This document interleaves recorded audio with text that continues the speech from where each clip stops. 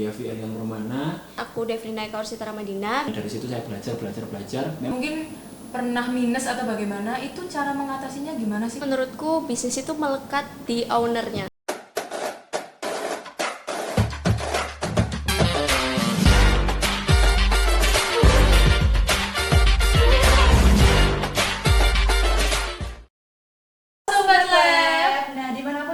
Berada, kembali lagi dengan podcast Laboratorium Akuntansi FEB UM, di mana kita akan membahas segala hal seputar dunia perkuliahan dan juga prestasi mahasiswa nih. Sebelum menyelam lebih jauh, perkenalkan aku Tari dan aku Zahwa yang akan menemani teman-teman dalam beberapa menit ke depan. Nah, di episode podcast kali ini kita akan berbincang-bincang nih dengan tema bisnis rental berbasis online, inovasi mahasiswa dalam industri transportasi. Nah, tentunya kita nggak akan ngobrol sendirian nih teman-teman. Kita sudah kedatangan tamu spesial, yaitu Kak Devrina dan Kak Yafi. Halo Kak. Halo. Nah, pastinya dalam podcast kali ini kita akan kupas tuntas gimana caranya kuliah sambil melakukan bisnis terutama di bidang transportasi. Oke. Sebelumnya selamat datang di podcast Laboratorium Akuntansi FEB UM nih Kak. Ya. Nah, gimana kabarnya dari Kak Devrina dan juga Kak Yafi? Baik, alhamdulillah. Oke, mungkin bisa nih dikenalkan lebih jauh lagi kepada teman-teman sobat akuntansi. Mungkin bisa dikenalkan nama lengkap dan juga prodi, asal dan juga dari angkatan berapa Kak? Oke, dari aku dulu ya. Boleh. Oke, perkenalkan semua, mohon izin, nama aku Yafi Elian Romana, biasa dipanggil Yafi. Aku dari prodi S1 Teknik Industri angkatan 2021. Jadi ya kebetulan barusan lulus. Waduh, keren banget. Berarti sudah jadi alumni dong nih Kak. Iya, sudah jadi alumni. Keren banget. Mungkin untuk Kak Devrina bisa perkenalan juga. Oke, selamat sore teman-teman. Perkenalkan aku Devrina Eka Orsita Ramadina, biasa dipanggil Devrina. Aku dari prodi S1 Akuntansi angkatan 2023. Udah sih. Baik, salam kenal Kak Yafi dan Kak Devrina. Nah, aku udah lihat nih Kak Yafi dan Kak Devrina dari tadi udah pakai baju dan lanyard transpo nih, teman-teman. Keren banget nih teman-teman. Mungkin karena aku penasaran banget nih ya teman-teman, mungkin Kak Devrina dan Kak Yafi bisa ceritakan sih apa itu transpo, mulai dari muncul ide awalnya sampai hingga realisasi transpo itu sendiri. Oke, mungkin dari aku dulu ya, Iya. nanti bisa ditambahin dari Kak Devrina. Jadi pertama transpo itu bermula dari tahun 2023 akhir, tepatnya tanggal 10 Desember 2023. Jadi kebetulan kita itu ada 3 orang awalnya foundernya, aku, kemudian juga dari Kak Devrina, kemudian satunya lagi dari anak UB Teknik Informatika. Nah kemudian di awalnya kita itu ikut lomba, jadi ada lomba festival startup di Malang Raya, namanya itu 17-an Startup Festival. Ya itu diselenggarakan sama Kak Sandra pada saat itu. Nah akhirnya kita masuklah di lomba itu, kemudian alhamdulillah kita sampai masuk grand final. Kita sampai pitching, melakukan pitching kepada beberapa juri dan juga investor lokal yang ada di Malang Raya sendiri. Dan kemudian akhirnya kan setelah pitching itu kan kita ada kayak pameran gitu ya, exhibition namanya, startup exhibition. Kebetulan pada waktu itu di Rampal. Jadi mungkin para pemirsa mungkin pada saat tahun 2024 kemarin mungkin ada yang pernah mengikuti 17-an running festival itu. Nah, itu kebetulan kita juga ada di situ, di startup exhibition-nya gitu. Jadi kita ada tenan buat kita itu istilahnya memamerkan gitu ya. Oh, ini lo transpo, terus kita juga menjajakan produk kita kepada pelanggan di Rampal itu. Kemudian akhirnya berselang waktu, seiring berjalannya waktu, transpo berkembang dari bisnis modelnya, dari manajemennya, dari finansialnya, dari direksinya juga begitu. Sampai akhirnya kita ikut beberapa lomba juga dari Gojek Tokopedia di Jakarta, kemudian juga dari P2MW, kemudian juga backup dari Kemenparekraf pada saat itu Bapak Sandiaga Uno ya ke Universitas Brawijaya, dan beberapa lomba-lomba yang lain seperti itu. Waduh, keren banget ya. Jadi nggak sekedar membangun bisnis tapi juga dilombakan gitu ya Kak? Iya betul. Mungkin dari Kak Devina, apakah ada tambahan ide awalnya? Jadi mungkin ada part yang keskip sama Kak Yafi. Jadi sebelum kita ikut di 17-an festival itu awalnya kita buat lomba bareng di SI. Jadi kita berpikir bahwa kenapa ide itu nggak didalemin dan dijadiin bisnis beneran kayak gitu. Nah kebetulan waktu di SI itu waktu itu pembimbingnya Pak Tommy dari akuntansi juga, yang dimana Pak Tommy itu ngasih banyak banget saran, yang dimana kalau misalnya bisnis ini diseriusin tuh bisa direalisasiin dan bakal berdampak besar gitu loh, kayak gitu. Udah sih. Wah, keren banget ya ini idenya dari Kak Yafi dan Kak Devina. Mungkin aku juga penasaran nih Kak, kan Kak Yafi ini dari Prodi Teknik Industri, sedangkan Kak Devina ini dari Prodi Akuntansi. Apalagi ada satu ownernya lagi yang malah beda universitas nih Kak. Nah, aku mau tanya nih, gimana kalian awalnya bisa bertemu dan ingin merealisasikan Transpo ini? Gimana awal kalian memunculkan ide dengan teman-teman dan pertemuan itu mulai dari mana Kak? Oke, mungkin dari aku dulu ya. Jadi pertemuan aku dengan kawan aku yang dari UB itu sebenarnya kita berawal dari satu forum yang sama, yaitu kita kebetulan mendapatkan jarum beasiswa begitu, jarum beasiswa plus gitu. Jadi sama-sama awardee jarum beasiswa plus, kebetulan dia juga menjadi ketuanya jarum beasiswa plus di Malang Raya. Benarnya saya ajak, kemudian akhirnya kita berkolaborasi, saling berkolaborasi juga dengan Kak Devrina dan juga dengan rekan-rekan yang lain sampai sekarang seperti itu. Mungkin jadi inovasi dari ini kan ada bidang transportasi gitu ya Kak. Keren banget nih kakak-kakaknya. Mungkin aku mau tanya nih, awalnya kan kalian merintis bisnis ini bareng-bareng ya Kak. Dalam merintis sebuah bisnis itu pastinya banyak tantangan nggak sih Kak? Pastinya pasti. ada dong. Iya. Nah, aku mau tanya nih, tantangan terbesar apa sih waktu kalian awal-awal merintis Transpo ini? Dari awal, dan aku juga mau tahu gimana cara kalian mengatasi tantangan terbesar tersebut. Dari Kak Devrina dulu. Mungkin aku jawab dari sisi CFO ya. Jadi mungkin tantangan terbesar buat aku ya di pendanaan itu sendiri sih. Jadi kan awal berdiri bisnis pasti kita kan butuh modal untuk menjalankan bisnis itu. Jadi gimana caranya kita dapat pendanaan yang dimana mereka ini nggak tahu Transpo ini apa, terus mereka harus memberi kita dana itu value kita tuh apa kayak gitu. Nah itu PR banget sih awalnya, kayak mengenalkan Transpo, terus branding Transpo di sosial media dan lain sebagainya. Selain itu menurutku tantangan terbesarnya itu di cari mitra setelah pendanaan itu.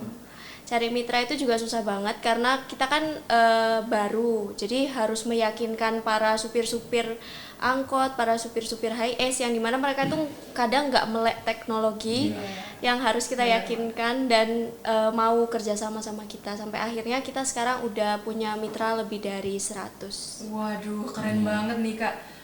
Dalam proses meyakinkan para mitra-mitra tersebut, tentunya Kak Yafi dan Kak Devina ini memerlukan waktu yang banyak ya Kak. Padahal kalian sendiri juga sedang melakukan kuliah. Dan aku penasaran nih, gimana cara manajemen waktunya kalian untuk menjaga bisnis kalian tetap sustain dan kuliah pada waktu yang sama nih Kak. Gimana sih cara mengatur waktu kalian? Oke, mungkin aku jawab dari sisi founder, CEO seperti itu dari Transpo. Jadi memang salah satu kendala selama saya mendirikan Transpo dan mengembangkan Transpo itu memang dari sisi manajemen waktu ya. Nah memang saya sendiri pun juga pada saat itu juga masih kuliah, kemudian juga apalagi skripsian pada saat itu, kemudian harus mengurus mitra yang sebegitu banyaknya, kemudian juga harus mengurusi manajemen, operasional segala macam. Nah jadi untuk manajemen waktunya sendiri itu memang ini itu erat kaitannya dengan sistemnya pada bisnis. Jadi kendala dari seorang pengusaha itu adalah bagaimana dia itu bisa menciptakan suatu sistem yang sustain buat bisnisnya. Ketika sistem itu sudah kayak autopilot atau sudah automatic seperti itu, maka pengusaha itu sudah tinggal kayak mengawasi saja kayak gitu. Nah, jadi intinya adalah pada saat saya memang ketika mengembangkan sistem itu memang berdarah-darah pada waktu itu, memang berdarah-darah. Jadi saya harus meyakinkan mitra, kemudian saya juga harus membagi waktu. Jadi cara membagi waktu saya itu pokoknya pada saat weekend itu saya benar-benar fokus pada bisnis. Jadi Jumat, Sabtu, Minggu itu saya benar-benar fokus pada bisnis Transpo. Kemudian juga pada saat perkuliahan itu saya menjalankan sistem saya. Jadi saya menjalankan sistem saya pada saat weekday itu dari Senin sampai Jumat ya, dari Senin sampai Jumat. Jadi tinggal kontek-kontekan saja dengan mitra, deal-dealan juga dengan atau nego-nego dengan customer seperti itu. Kemudian juga tinggal menghubungkan mereka semua, mengintegrasikan mereka semua. Dan kendalanya itu pada saat ketika mitra itu terdapat miskom ya. Memang salah satu kendalanya itu pada saat miskom. Jadi kan ya bagaimana ya? Apunten namanya udah sepuh ya, orang-orang udah sepuh kan, bapak-bapak supir angkot, kemudian juga orang-orang yang bekerja di jalanan setiap hari itu kan juga kadang-kadang nggak tahu maksud kita apa gitu kan.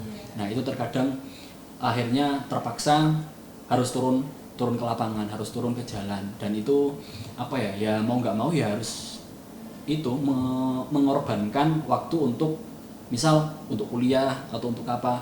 Nah itu tadi sih. Jadi sebelum Transpo ini bisa sebesar sekarang, Kak Yafi dan Kak Devrina ini juga mengalami masa berdarah-darah gitu ya, Kak? Iya, lumayan. Iya. Nah, apakah pada fase itu Transpo ini berdampak ke akademik kalian?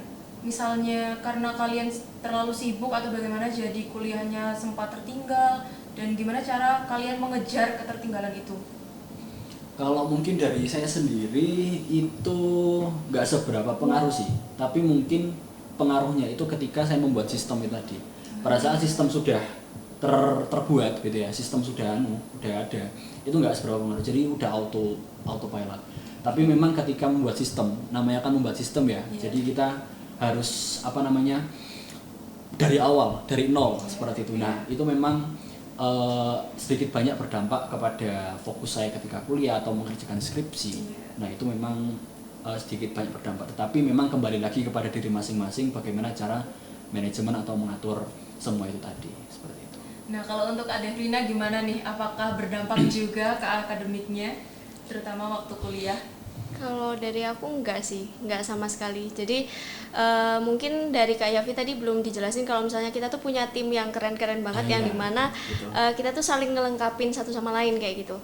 Misal satu nggak bisa, itu lainnya itu bisa nge-backup walaupun itu bukan bagian dari tugas mereka kayak gitu. Jadi selain sistem yang oke, kita juga perlu memastikan bahwa orang yang kerja sama kita itu sama-sama punya visi dan misi yang sama kayak gitu. Jadi kalau untuk aku nggak terlalu berdampak. Oke, jadi tim itu sangat penting gitu ya. Benar. Nah, lalu bagaimana nih kakak-kakak buat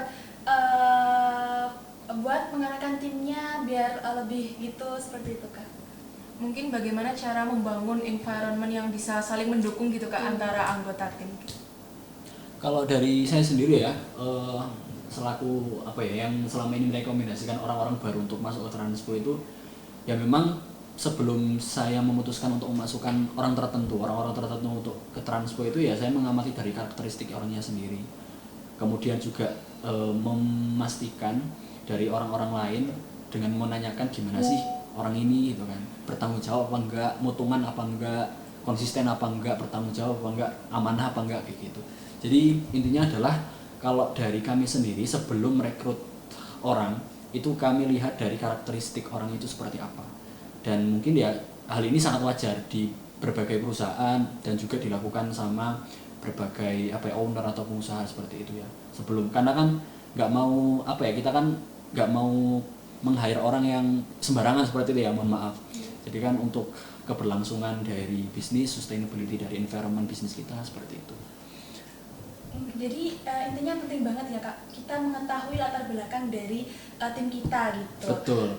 Dan lalu aku pengen tanya nih, Kak, tadi kan sudah sedikit disinggung terkait dengan modal-modal gitu ya, Kak. Nah kalau modal awal usahanya ini dari mana sih, Kak? Mungkin boleh di-share kepada teman-teman yang masih kuliah yang pengen buat usaha gitu karena terkendala modal gitu, Kak. Aku izin jawab dulu ya. Jadi awal mula modal Transpo itu dari lomba yang diceritain sama Mas Yafi tadi di 17-an Startup Festival itu kita dapat pendanaan dari lomba tersebut. Jadi ya kita gunakan semaksimal mungkin untuk mengembangkan sistem yang waktu itu belum berjalan sama sekali. Jadi kita cukup-cukupin gitu. Nanti kalau misalnya udah berjalan nanti kita pelan-pelan dapat revenue dari mitra-mitra, terus kita cari pendanaan juga di tempat lain kayak PDOMB dan lain sebagainya kayak gitu. Nah, mungkin terkait dari pendanaan atau modal nih Kak. Kan dari modal itu pasti kita harus mendapatkan revenue untuk tetap sustain ya, agar bisnisnya tetap sustain.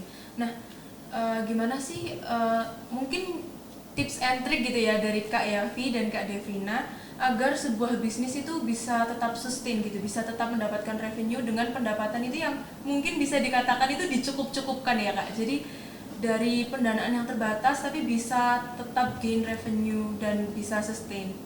Begitu Kak.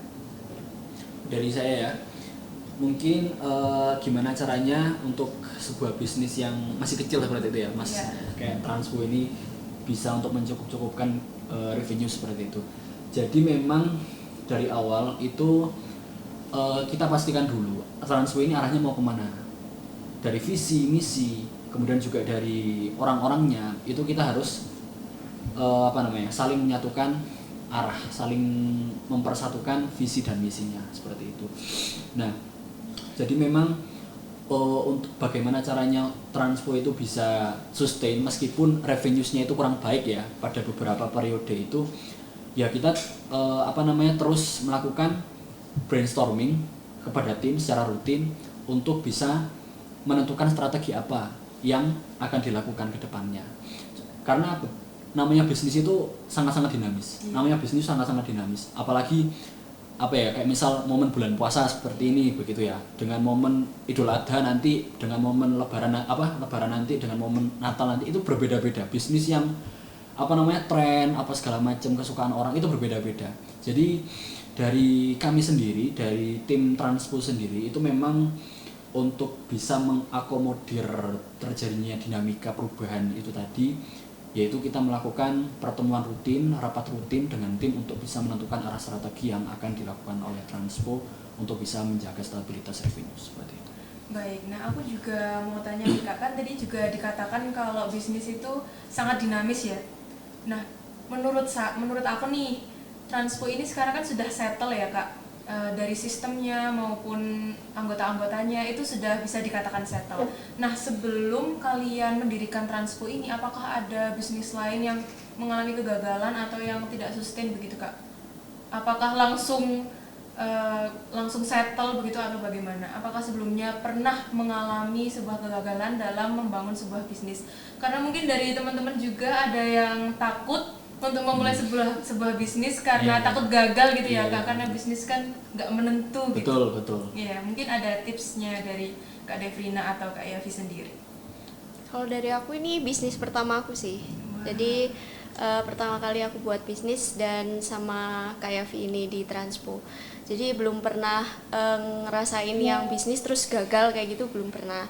Tapi kalau misalnya membuat inovasi yang misalnya kita lomba bareng terus kalah, itu kan sudah sering terjadi kayak gitu. Kalau sampai ke direalisasikan itu belum ada. Mungkin kalau dari Kak Yafi sendiri, apakah ada pengalaman membangun bisnis sebelumnya? Kalau dari saya sendiri, kalau pengalaman bisnis sebelum Transpo ini ya, itu kalau membangun bisnis pernah di proyek kewirausahaan, tapi sebenarnya di proyek kewirausahaan kampus itu. Jadi saya jualan makanan takjil gitu. Nah itu ya udah saya pasarkan secara online, secara offline, lewat booth, lewat Instagram, sosial media, kemudian juga pada saat itu website dan segala macam. Tapi ya itu gagal sih, bisnisnya itu gagal, nggak sustain. Jadi dari situ memang saya belajar akhirnya gimana sih cara membangun bisnis yang settle, kemudian sustainability bisnisnya itu gimana, kemudian bagaimana cara manajemennya seperti itu. Nah dari situ saya belajar. Memang nggak awal-awal Transpo itu nggak langsung revenue-nya gede enggak. Jadi waduh kita benar-benar sempat seret juga ya. Sempat seret berapa bulan itu wah pusing guys. Akhirnya gimana caranya merawat mitra, terus kemudian juga membuat stabilitas revenue-nya. Itu kita sampai benar-benar sempat pusing sampai beberapa bulan. Kemudian juga akhirnya alhamdulillah baru-baru ini revenue-nya semakin hari semakin membaik seperti itu. Mau nambahin, mungkin tipsnya selain itu tentuin bisnis model yang jelas sih. Nah, betul. Iya. Jadi kalau misalnya bisnis modelnya udah jelas, insya Allah nanti kedepannya bakal gampang kayak gitu. Betul. Nah, tips dari Kak Yavi dan Kak Devina bisa banget nih digunakan oleh teman-teman yang mau membangun bisnis. Nah, mungkin aku mau tanya nih Kak, kalau misalnya memang waktu revenue-nya seret atau mungkin pernah minus atau bagaimana, itu cara mengatasinya gimana sih Kak? Karena kan kalau minus pasti pusing dan bingung ya, namanya sebuah bisnis itu kan pasti profit oriented. Nah, kalau misalnya profitnya lagi seret, itu dari Kak Devina dan Kak Yavi itu apakah gimana gitu cara mengatasinya profit yang seret begitu? Dari Kak Devina dulu mungkin. Kayak yang aku bilang tadi sih, karena bisnis modelnya Transpo ini sifatnya mitra, jadi kita nggak terkait, sebenarnya besar kecil dari revenue itu sendiri nggak mempengaruhi nggak mempengaruhi pendapatan si driver kayak gitu. Jadi kita nggak harus setiap bulan untuk menggaji mereka, jadi di setiap pesanan baru kita bagi revenue ke para mitra. Jadi meskipun minus, kita nggak punya kewajiban untuk membayar tiap bulan ke mitra-mitra kami seperti itu. Betul. Jadi saran dari aku tentuin bisnis model yang jelas. Betul, bisnis model, kemudian juga analisa-analisa kayak SWOT gitu. Iya.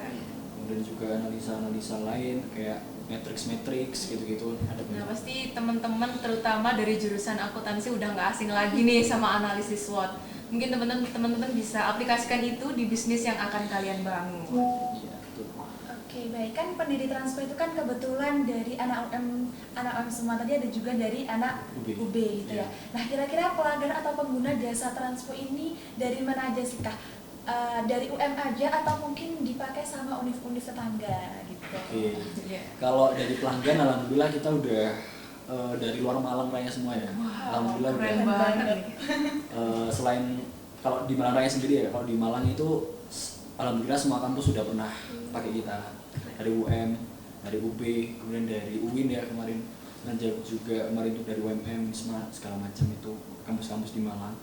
Kemudian untuk selain mahasiswa ya, selain dari mahasiswa, alhamdulillah juga dari wisatawan dari luar Malang, kayak dari Jakarta, dari Surabaya, Bandung, dari Kalimantan, Bali, yang berkunjung ke Malang Raya, Batu biasanya, Batu kalau ke pantai Malang Selatan itu udah sering pakai jasa kita seperti itu ya. Kemudian juga selain itu dari itu sekolah-sekolah. Oh iya. Dari sekolah-sekolah, alhamdulillah kita udah mulai masuk ke ranah sekolah-sekolah, ranah akademik. Jadi kadang ya SD, SMP, SMA gitu. Pada saat ada acara-acara misal kayak setelah ini misal kayak Pondok Ramadan gitu ya, kunjungan ke panti asuhan atau ziarah atau apa, itu pakai kita seperti itu. Kemudian dari mana lagi? Ada tambahan? Udah sih. Udah ya? Iya. Baik. Wah, keren Wah. banget ya Kak ya. Nah, berarti Transpo ini sudah dipakai di mana-mana nih, teman-teman. Jadi keren banget nih Kak Devina dan Kak Yavi ini marketingnya. Mungkin bisa di-spill tipis-tipis nih untuk Sobat Lab. Gimana sih metode pemasaran Transpo itu sendiri? Di mana Transpo ini sekarang udah bisa menjangkau semua lapisan masyarakat, bahkan yang di luar Kota Malang. Mulai dari yang mahasiswa, baik masyarakat biasa ataupun di lingkungan akademik seperti sekolah-sekolah, itu mungkin bisa di-spill cara pemasarannya nih Kak, agar bisa menjangkau semua lapisan masyarakat. Oke. Kalau pemasaran sendiri kita terbagi jadi dua ya, offline sama online. Kalau offline itu kita mouth to the mouth, jadi mulut ke mulut. Jadi kita bagaimana cara melakukan pendekatan kepada mitra yang udah pernah pakai kita, supaya mitra ini tuh melakukan pemesanan ulang, pemesanan lagi seperti itu. Jadi benar-benar kita melakukan pendekatan dengan memberikan layanan yang terbaik, kualitas layanan terbaik. Itu yang paling penting. Kalau bisnis jasa, meskipun juga bisnis produk, kualitas itu yang nomor satu. Kualitas nomor satu. Nah, kemudian yang kedua itu adalah untuk secara online ya. Secara online itu kita basisnya lebih banyak di sosial media. Kita kuatin di situ. Sosial media, apalagi kan sekarang eranya sosmed ya. Orang-orang mahasiswa salah satu target market kita mahasiswa wisatawan itu kan mereka eranya sosmed gitu ya. Jadi kalau misalnya mau ke Malang nih, mau wisata, misal ke Jatim Park, ke Batu gitu, ke pantai Malang Selatan gitu kan. Terus aku nyari akomodasi yang murah gitu kan. Nah, itu kita spesifikkan target-target pemirsa kita itu siapa aja. Jadi kita juga pakai ads seperti itu ya.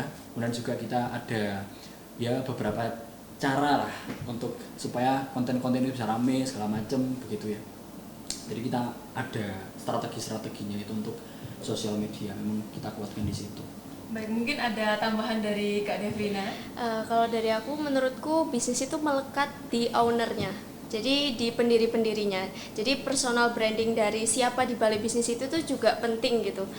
Nah, salah satu cara kita buat ngenalin Transpo itu biasanya kita nge-repost story-story Transpo kayak gitu. Terus kasih di Instagram kita tuh bio tentang Transpo dan lain sebagainya. Jadi orang yang mengunjungi profile kita pribadi itu juga mengenal bisnis yang kita bangun, seperti itu. Baik, banyak banget nih tips and trik dari Kak Yafi dan Kak Devrina. Mungkin teman-teman yang baru mau membangun bisnisnya bisa mengaplikasikan tips dan trik pemasaran dari Kak Yafi dan Kak Devrina ini. Bener. Nah, Kak, aku tadi kan udah cek IG-nya Transpo nih, Kak. Kalau nggak salah udah sempat beberapa lomba kayak tadi juga dibilang P2MW gitu ya, Kak. Dan bahkan sampai ke Kendari ya, Kak, kemarin. Nah, boleh dong diceritain ke teman-teman perjalanannya P2MW-nya. Mungkin bisa dari Kak Yafi atau Kak Devrina dulu. Kak Devrina. Kalau P2MW awalnya dari universitas dulu. Jadi kita ngumpulin proposal ke universitas, terus seleksi di universitas, nanti diambil beberapa sama pihak kemahasiswaan untuk dilanjutkan ke Belmawa. Nanti kalau misalnya lolos dari Belmawa itu masih ada seleksi lagi, kita dapat pendanaan atau tidak. Dan alhamdulillahnya kemarin Transpo itu lolos 100% pendanaan. Jadi dana yang kita ajukan itu cairnya 100% kayak gitu. Setelah itu ada yang namanya laporan kemajuan setelah pendanaan P2MW itu. Nah, nanti di situ seleksi lagi apakah kita lolos ke KMI atau enggak, dan alhamdulillahnya Transpo juga lolos. Jadi kita melalui beberapa tahap yang cukup panjang di P2MW. Itu kira-kira untuk persiapannya berapa lama, Kak, waktunya? Lama banget. Iya, lama banget. Jadi izin menambahkan lagi ya. Jadi sebelum kita ikut P2MW itu sebenarnya kita juga ikut beberapa event kayak startup festival gitu sebelum P2MW. Jadi benar-benar persiapan kita buat pitching, buat kita itu menentukan apa yang mau kita presentasikan ya kepada judges, juri ataupun investor itu kita benar-benar udah settle, udah persiapkan. Jadi sebelum kita ikut P2MW itu kita sempat ikut event dari Gojek Tokopedia, namanya itu CCE Catalyst Changemaker Ecosystem 3.0. Nah, jadi sedikit cerita boleh?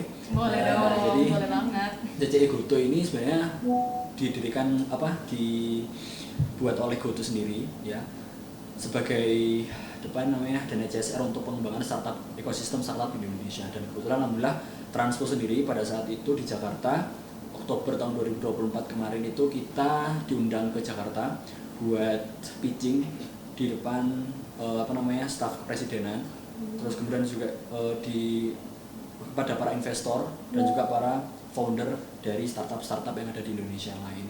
Dan alhamdulillah kemarin Transpo itu dapat runner up. Seperti itu. Dan ya dari situlah sebenarnya memang Transpo itu mulai banyak dikenal di area Jabodetabek. Kalau misalnya ke Malang itu transportasinya Transpo. Pasti Transpo. Iya, jadi kan di situ kan juga kita melakukan pendekatan sama relasi-relasi ya dengan investor, dengan orang pemerintahan ya, orang pemerintahan pusat, dari kepresidenan, dari kementerian juga ada banyak seperti itu. Berarti levelnya ini sudah sampai nasional ya, Kak ya? Tidak hanya Malang aja, tapi udah seluruh Indonesia. Iya. Nah, mungkin jadi sebelum Transpo ini settle seperti sekarang, sebelumnya memang sering diikutkan lomba-lomba ya, Kak, untuk mendapatkan pendanaan ataupun mendapatkan relasi. Betul. Nah, jadi buat teman-teman yang ingin membangun sebuah bisnis, kalian jangan takut karena belum memiliki modal ataupun belum memiliki relasi ya, teman-teman. Karena memang Transpo ini memang dimulai dari nol banget. Iya. Habis itu mencari modalnya memang dari beberapa lomba dan relasi. Jadi teman-teman bisa ikuti nih jejak Kak Devrina dan Kak Yafi, meskipun memiliki modal yang terbatas, relasi yang terbatas, tapi tetap bisa mendirikan Transpo yang settle dan sukses seperti sekarang. Iya, betul. Yang penting adalah gimana caranya kalau misalnya kita sebagai owner bisnis itu konsisten. tetap konsisten fokus bisnis apapun, baik itu produk ataupun jasa, entah itu paling ya jualan ciki-cikian atau jualan jajan. Yang penting kalau misalnya kita fokus, itu insya Allah nanti bakal kita dapat buahnya seperti itu. Oh ya, satu lagi nih Kak, kan seperti yang Kak Yafi tadi bilang, kuncinya adalah konsisten. Yeah. Nah mungkin beberapa dari Gen Z nih ya terutama, Yeah. ada juga dari teman-teman saya itu yang memang membangun bisnis, tapi karena kesibukan kuliahnya jadi seringkali itu tidak berlanjut Kak, tidak konsisten.